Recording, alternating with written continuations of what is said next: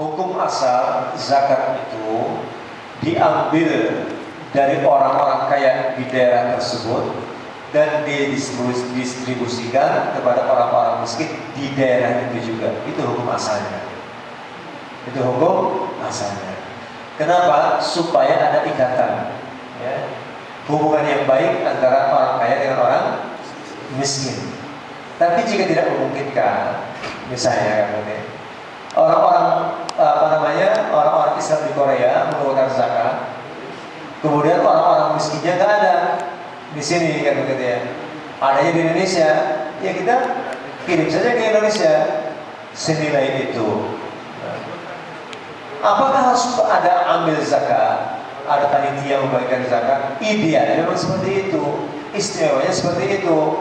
Jadi kita serahkan zakat itu kepada satu lembaga, ya, yang mana lembaga itu insya Allah amanah, bisa menyampaikan zakat ini kepada orang-orang yang mustahik, orang-orang yang berhak, daripada masing-masing kita bagikan secara pribadi-pribadi.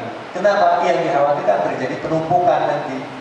Seorang akan mendapatkan zakat dari semua orang yang melakukan zakat, sementara ada orang yang lain yang tidak dikenal, ya, padahal sama-sama membutuhkan, kan gitu ya. Jadi kurang tepat sasaran kesimpulannya. Oleh karena itu, ya, kita lebih baik untuk menyerahkan zakat ini kepada lembaga-lembaga zakat, ya, yang amanah, insya Allah bisa menyampaikan zakat kita kepada orang-orang yang berhak, artinya tepat sasaran. Seperti misalnya PKPU, ya, ini PKPU ya. Di lembaga PKPU itu adalah juga satu lembaga yang siap menampung zakat dan menyalurkan kepada yang berhak, atau Basnas, ya, Badan Amil Zakat Nasional dan lain sebagainya. Banyak lah di Indonesia kan, gitu.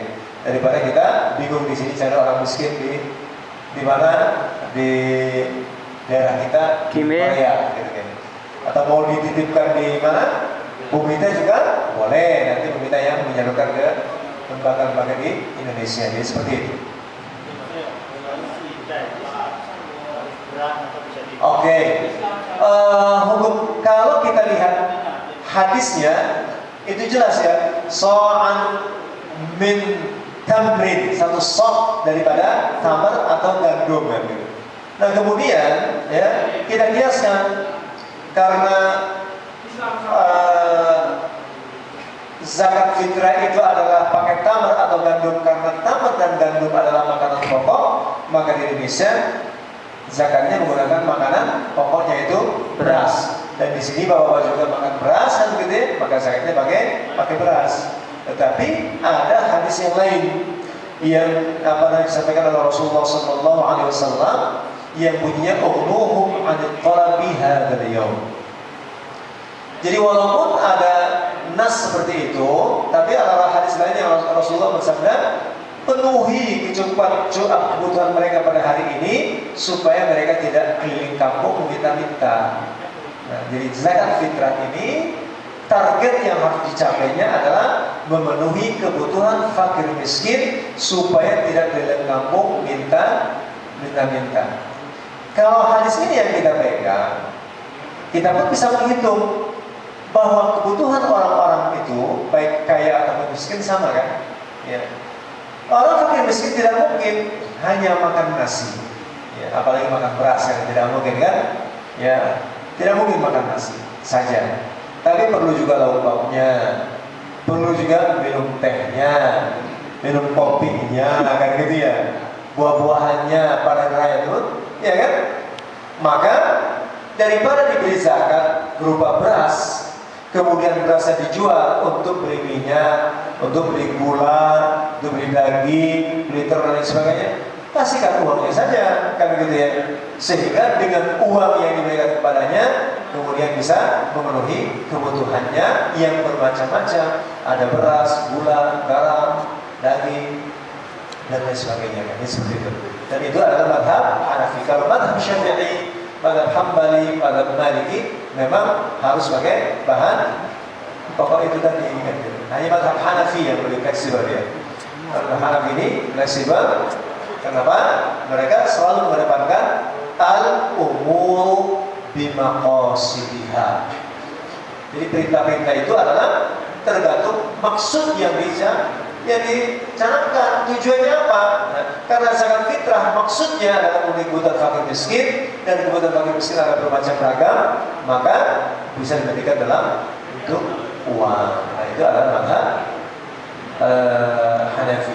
Dan lagi-lagi Dr. Yusuf Qaradawi menulis buku khusus tentang fiqhul maqasid. Maqasid adalah tujuan atau alasan. Kenapa? Karena ada satu kaidah juga yang berbunyi al-hukmu yaduru ma'al illati wujudan wa 'adaman. Jadi hukum itu ada dan tidak adanya tergantung alasannya. Alasan zakat adalah untuk menginfakkan miskin, maka ya dengan alasan itu kita membayar zakat fitrah itu, kan gitu ya. Nah, sehingga betul-betul targetnya tercapai, bahwa pada hari raya tidak ada orang fakir miskin yang keliling kampung meminta, walaupun sekarang sudah berubah, Pak. Ya, sengaja pada hari raya itu di drop orang miskin dari kampung ke Jakarta, sengaja di drop, Pak, bermobil-mobil. Dan pada hari raya itu justru adalah hari yang paling ramai orang-orang meminta, karena sudah jadi profesi. Ya. Profesinya meminta. Nah, kenapa? Karena dia bukan orang miskin. Masa orang miskin istrinya 3, rumahnya 3? Kamu minta-minta, istrinya 3, rumahnya 3. Nah, itu kan sebagai miskin, itu namanya profesi sebagai peminta. Begitu pada kita ya.